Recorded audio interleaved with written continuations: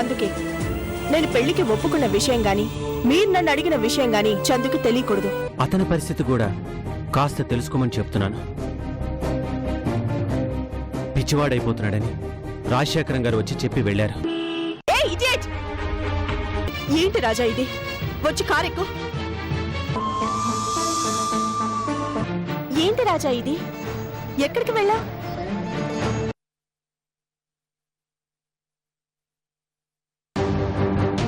రాజా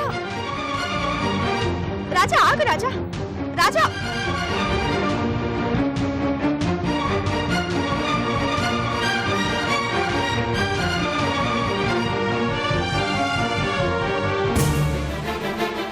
ఇది మేడం తన పరిస్థితి. ఎప్పుడు ఇంటికి వస్తాడో తెలీదు, ఎప్పుడు బయటకు వెళ్తాడో తెలీదు, ఏం తింటాడో ఎక్కడుంటాడో ఏమీ తెలీదు. నాకు చాలా డిప్రెసివ్ మూడ్ లో కనిపించాడు. నేను చూసిన రాజాకి ఈ రాజాకి చాలా తేడా ఉంది. రోడ్డు మీద పిచ్చివాడిలా అలా నడుచుకుంటూ వెళ్తూ కనిపించాడు. కొంచెం ఉంటే నా కారు కింద పడేవాడు తెలుసా.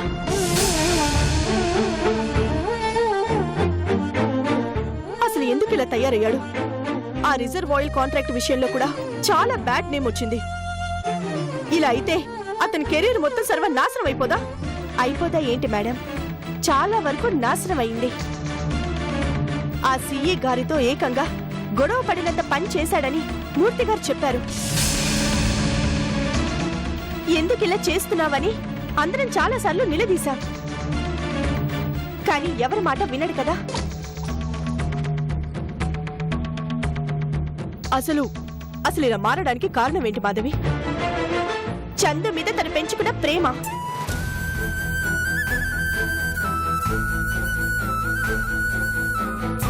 చందు గురించి తెలియనప్పుడే తను బాగున్నాడు. తనని అపార్థం చేసుకుని గొడవలు పడేటప్పుడే తను బాగున్నాడు. చందు గురించి తెలిసాకే రాజా ఇలా తయారయ్యాడు. అంటే చందు చావు గురించి తెలిసి ఇంత బాధపడుతున్నాడా? అదే నా కారణం. దానికి ఎవరు మాత్రం ఏం చేయగలం? తనని కాపాడటానికి ఎన్ని దారులున్నాయో అన్ని వెతికాం. చందు బ్రతకదు అనే బాధ కంటే బ్రతికినంత కాలం తనతో కలిసి బ్రతకడం లేదు అనే బాధ తనని బాగా కృంగితీస్తోంది.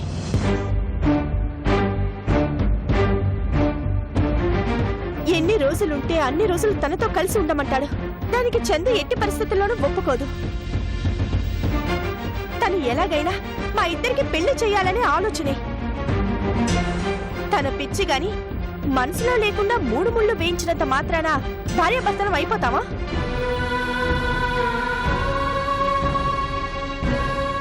ఎవరికి చెప్పాలో ఎలా చెప్పి ఒప్పించాలో తెలీదు. పోనీ రాజాని అర్థం చేసుకుని తనతో కలిసి ఉంటే చందుకి ఏమవుతుంది? తనతో గడిపే ప్రతి క్షణాల్ని చాలా విలువైనదిగా రాజా ఫీల్ అవుతుంటే అర్థం చేసుకోవాలి. ఎవరు చెప్పి తనని ఒప్పిస్తారు?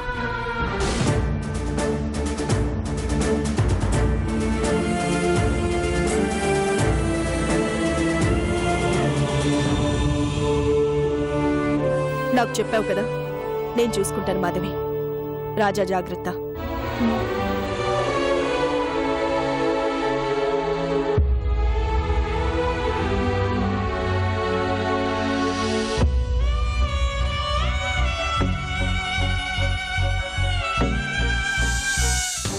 ఏంటి కృష్ణ, రాజా ఎందుకు ఇలా తయారయ్యాడు?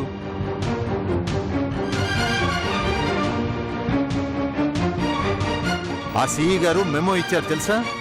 రాజాకి మాత్రమే కాదు, రాజాతో పాటు తన్ని రికమెండ్ చేసినందుకు నాకు కూడా మెమో పంపించాడు.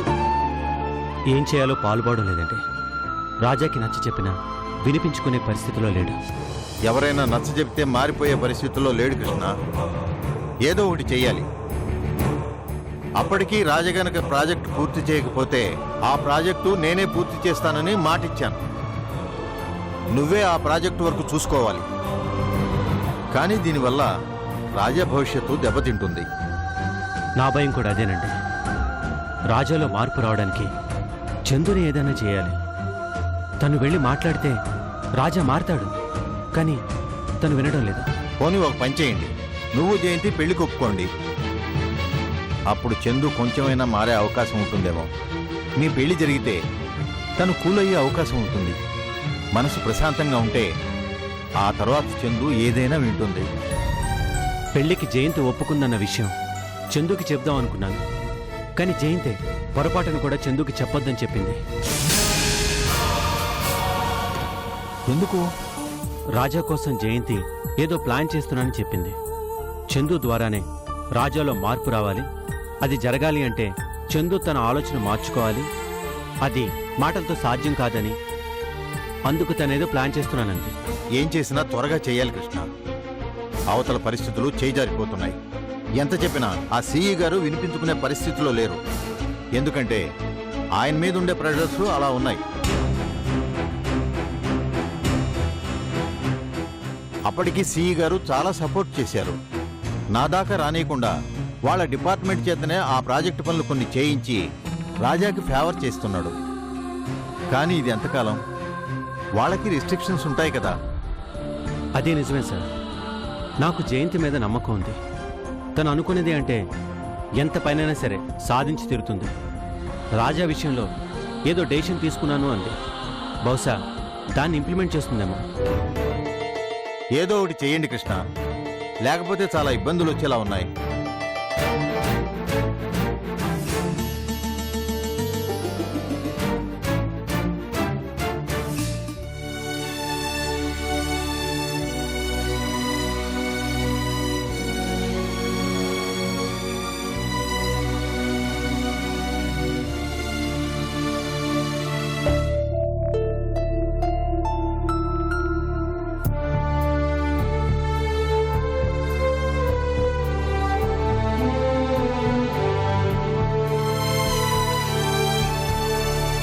అక్క,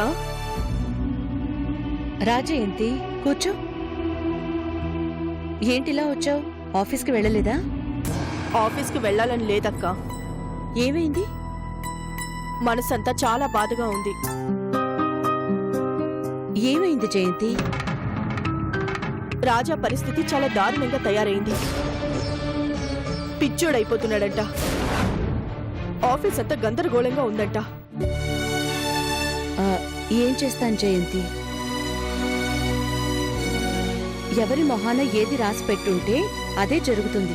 మనం తప్పించగలమా?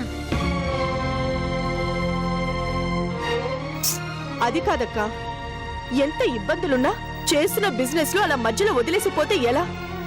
ఆఫీస్లో ఎవరికి జీతాలు కూడా సరిగ్గా ఇవ్వలేని పరిస్థితికి వచ్చాడు. ఈ రోజో రేపో రాజా కంపెనీ మూతపడిపోవచ్చు. ఎంతో డైనమిక్ గా ఉండే మనిషి ఈ రోజు ఇలా అయిపోయాడు అంటే కారణం ఎవరక్క?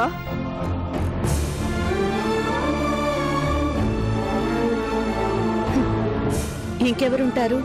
ఓ మగాడి విజయానికి కారణం ఒక ఆడదన్నట్టు ఒక మగాడి వినాశనానికి కారణం కూడా ఆడదే అంటారు. ఆ ఆడది మన చందునే. ఇవాళ కాకపోతే రేపైనా ఆ రిజర్వ్ ఆయిల్ కాంట్రాక్ట్ విషయంలో గవర్నమెంట్ నుంచి లీగల్ నోటీసులు రావడం ఖాయం. అప్పటికి తను రియాక్ట్ కాకపోతే ఆస్తులు జప్తు చేసి పెనాల్టీలు కట్టించడం ఖాయం. ఒక్కొక్క మెట్టు పైకెదిగిన మనిషి ఒక్కసారిగా ఆ స్థాయి నుంచి ఈ స్థాయికి పడిపోతాడు. ఏంటి మీరనేది? నిజం. నేను చెప్పిన దానిలో ఏది అబద్ధం లేదు. కావాలంటే వెళ్ళి నువ్వే అన్ని ఎంక్వైరీ చేసి కనుక్కో. నిజమే చందు, ఇది కేవలం నీకు అబద్ధం చెప్పడానికే సృష్టించింది కాదు. నిజానికి రాజశేఖరం గారే లేకపోయి ఉంటే రాజా ఎప్పుడో రోడ్డున పడాల్సింది. ఆయనే ఇంకా రాజాని కాపాడుతూ వస్తున్నారు. అయినా నీకెందుకు చందు ఇవన్నీ? తను ఎలా పోతే నీకెందుకు చెప్పు?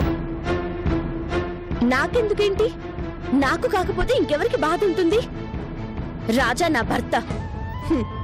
భర్త అయితే మరి అతని చక్కదిద్దే ప్రయత్నం ఎందుకు చేయలేదు? నువ్వు నీ ఆలోచన మార్చుకోవు, అతను మొండితనం వదిలిపెట్టడు. ఈ రోజు ఒక కంపెనీ మూత పడేలా ఉంది. మిగిలిన ప్రాజెక్టులు కూడా అలాగే మధ్యలో ఆగిపోతాయి. సగం కట్టి పనులు ఆపేస్తామంటే ఎవరు ఒప్పుకోరు. అగ్రిమెంట్స్ ఉంటాయి, జీపీఏలుంటాయి. వెంటపడి కోర్టులకి ఈడుస్తారు. రాను అంటే జైలుకి పంపిస్తారు. ఇప్పుడు తనకి ఇంటికి జైలుకి పెద్ద తేడా ఏం కనిపించట్లేదులే జయంతి. తను ఎక్కడున్నా ఒక్కటే. కానీ ఎలా రాసి పెట్టుంటే అలాగే జరుగుతుంది. వస్తాను చందు, కానీ ఒక్కడి గుర్తుపెట్టుకో, రాజా కావాలని కెరియర్ని పాడు చేసుకోవడం లేదు. మనసు పాడే కెరియర్ని పోగొట్టుకుంటున్నాడు. నిజంగా నువ్వు రియలైజ్ అయితే ఆలోచించు.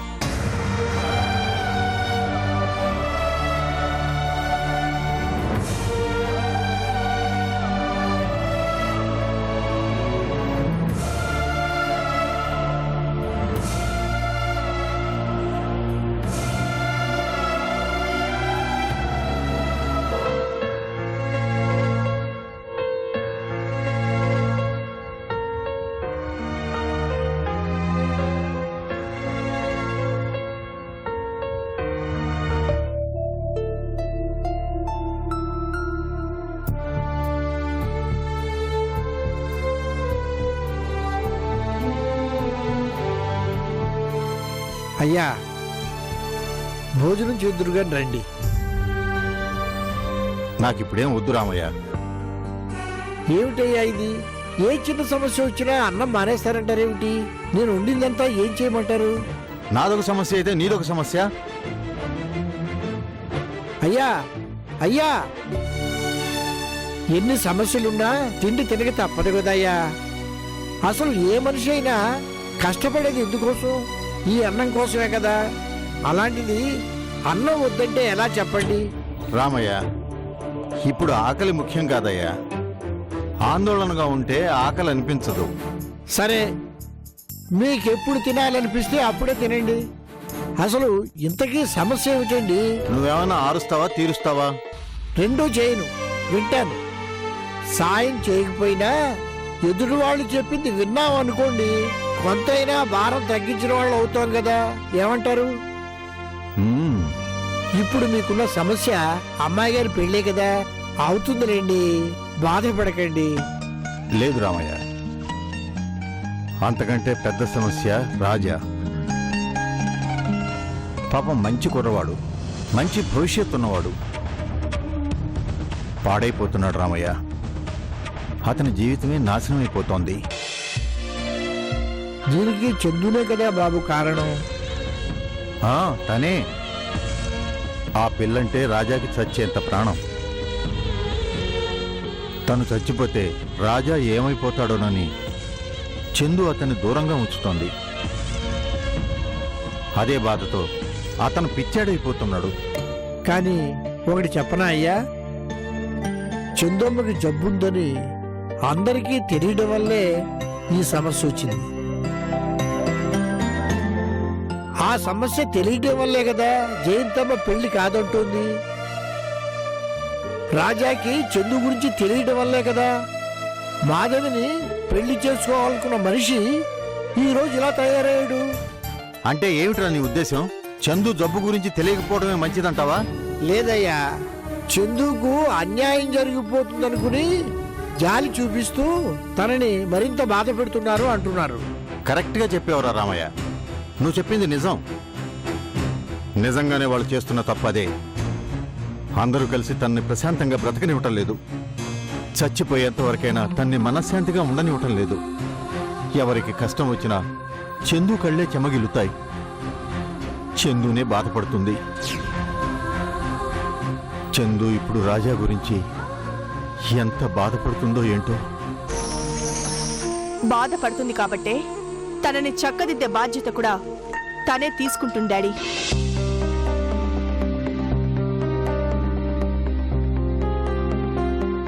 ఏంటమ్మా నువ్వు అనేది? అవును డాడీ, చందునే రాజాని చక్కదిద్దాలి. తను చెబితేనే రాజా వింటాడు, వినాలి కూడా. తనున్న పరిస్థితుల్లో ఎన్ని బాధ్యతలను తను మోస్తుందమ్మా.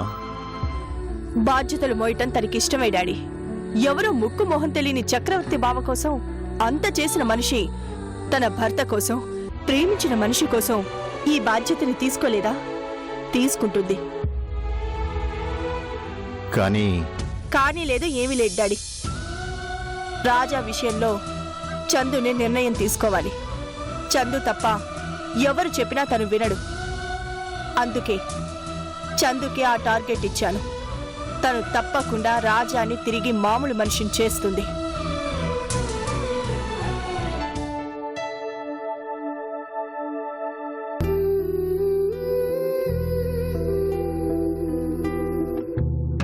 రాజా పరిస్థితి చాలా దారుణంగా తయారైంది.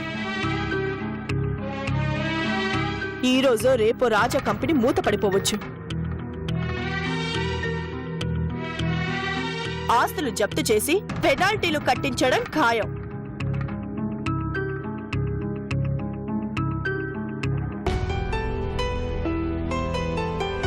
చందు,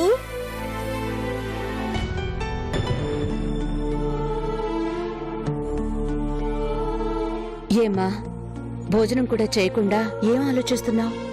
రా భోంచేద్దు గాని. నాకు ఆకలిగా లేదు పెద్దమ్మా. ఆకలి లేకపోవడం ఏంటి తల్లి?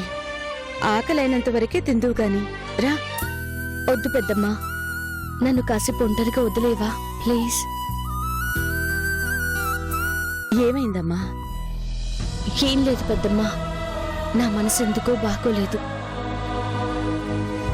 కాసేపు ఇలా ఒంటరిగా ఉండాలనిపిస్తుంది. నన్ను వదిలేయండి. సరే అయితే, నీకెప్పుడు తినాలనిపిస్తే అప్పుడొచ్చి భోంచేయి. రాత్రి ఎంత పొద్దుపోయినా మీ డాడీ అయినా నేనైనా తినకుండా వెయిట్ చేస్తూ ఉంటాం.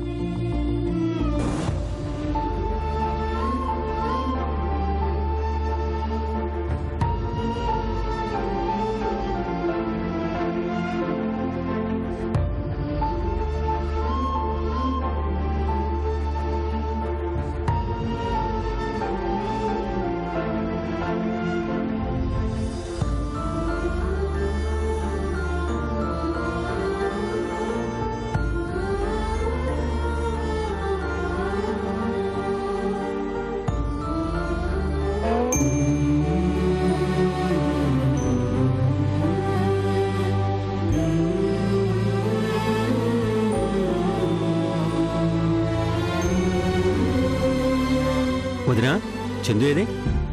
తన మనసేం బాగోలేదట, భోజనం చేయనంటోంది.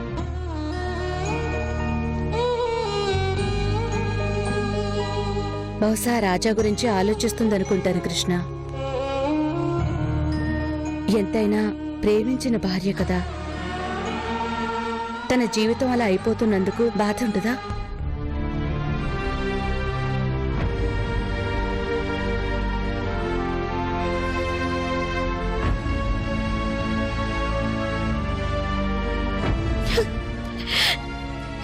అమ్మ చందు,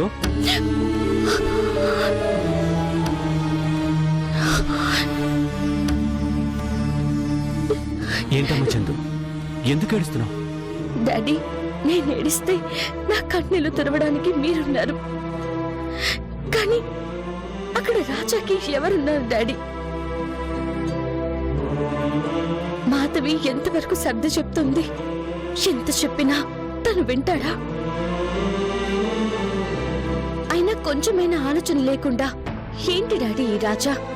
ఇవాళుండి రేపు పోయేదాన్ని. నా గురించి తనలా పిచ్చివాడ్లా తయారవడం ఏంటి?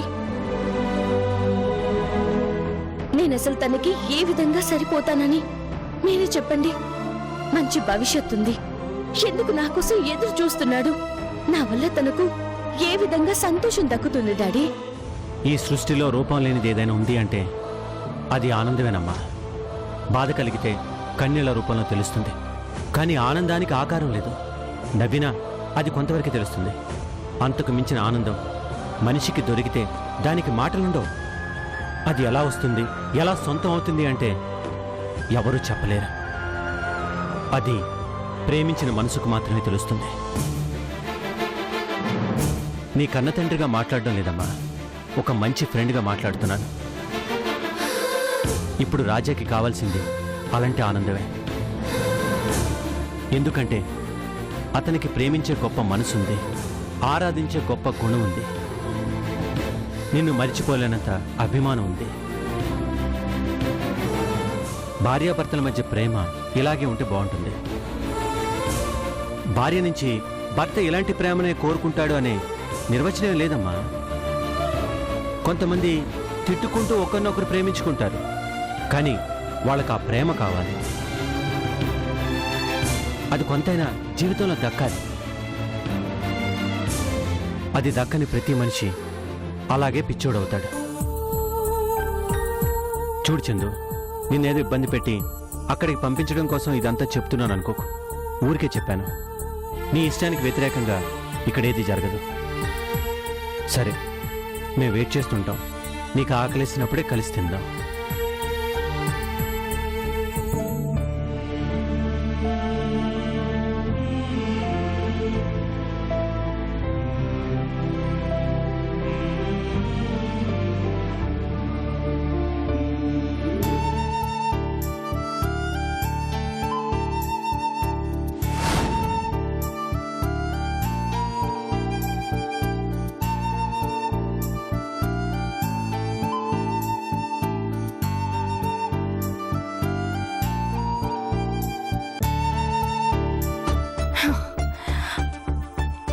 ఫోన్ చేస్తా.